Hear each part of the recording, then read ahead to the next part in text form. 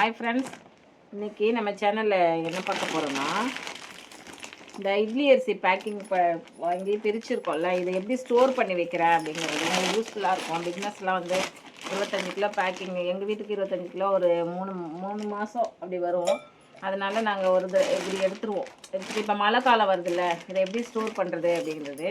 இந்த மாதிரி ஒரு டப்பா வந்து எப்படின்னா, இது வந்து டப்பர்வேர். இது வந்து 20 கிலோ பிடிக்கும் பாருங்கள். இது கிட்டத்தட்ட நான் 2007லேருந்து மெயின்டைன் பண்ணிகிட்ருக்கேன்.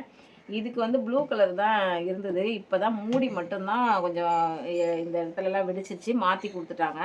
மற்றபடி டப்பா பாருங்கள் அப்படியே இருக்குது. 2007ல் நாங்கள்லாம் வந்து கலெக்ஷன் பண்ணது பூரா டப்பர்வேர் கலெக்ஷன் தான் ஃபுல்லாக பண்ணுவோம்.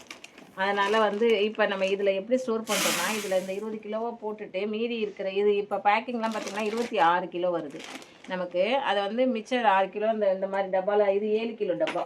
இதில் ஸ்டோர் பண்ணிட்டிங்கன்னா இதெல்லாம் வந்து இடத்த அடைக்காது. மேலே வந்து கொஞ்சம் கல்லுப்பு போட்டுட்டு காஞ்ச மிளகாய் 2 போட்டிங்கன்னா வண்டோ பூச்சோ எதுவுமே பிடிக்காது. அதுக்காக அது உங்களுக்கு யூஸ்ஃபுல்லாக இருக்கும் அப்படிங்கிறதுனால பிரிக்கும்போது டக்குன்னு ஞாபகம் வந்தது. சரி, பிக்னஸ்லாம் இருப்பீங்க, இப்படி இட்லி அரிசிலாம் எப்படி ஸ்டோர் பண்ணுறது, ஒரு 10 கிலோ வாங்கினா கூட எப்படி நம்ம ஸ்டோர் பண்ணி வச்சுக்கிறது அப்படின்னு பயந்துட்டு வாங்க மாட்டேங்கிறாங்கல்ல, அவங்களுக்கெல்லாம் யூஸ்ஃபுல்லாக இருக்கும்னு சொல்லிட்டு தான் இதை போடுறேன். இன்றைக்கி நம்ம சேனலில் என்ன பார்க்க போகிறோன்னா, புட்டு வகைகள் போட்டுட்டு 2 புட்டு வகைகள் தான் நான் பண்ணி காமிச்சிருக்கேன். இன்றைக்கி பாசிப்பருப்பு வச்சு ஒரு புட்டு, அப்புறம் வந்து காட்டு யானம் அரிசி வச்சு நம்ம இட்லி இப்போ அரிசியை எப்படி அரைக்கிறது, சுகர் பேஷண்ட்டுக்கு இவங்களுக்கெல்லாம் எப்படி அரைக்கிறது அப்படிங்கிறதையும் இன்றைக்கி பார்க்கலாம். நம்ம இப்போ 20 கிலோ இதில் கொட்டிட்டேன். இதில் வந்து 6 கிலோ, இது 7 கிலோ டப்பா, 6 கிலோ கொட்டிட்டேன். இது மேலே கல்லுப்பு போடுவேன். 4 மிளகாய் என்ன பண்ணுவேன், இப்படி போட்டுருவேன். இந்த கல்லுப்பு இருக்குது பார்த்தீங்களா, இந்த கார்னர்,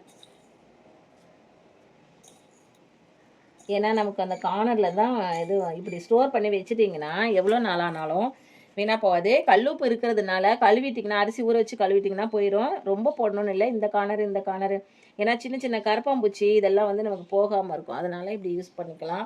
வேப்பிலை கூட போட்டுக்கலாம் நீங்கள். நான் வேப்பிலை போட மாட்டேன். அதனால் இதை வந்து இந்த டப்பா வாங்கி வச்சுக்கிட்டேன். நான் கிட்டத்தட்ட 2007லேருந்து இது மெயின்டைன் பண்ணிகிட்ருக்கேன். மூடி மட்டும்தான் சமீபத்தில் மாற்றினேன், ஒரு வருஷம் முன்னாடி. இதை பாருங்கள், இந்த கார்னர்லாம் போட்டுட்டு மூடி வச்சிட்டிங்கன்னா இதுக்கு தேவையில்லை. ஏன்னா இது நம்ம அடிக்கடி எடுத்துருவோம், சீக்கிரம் யூஸ் பண்ணிடுவோம் இது.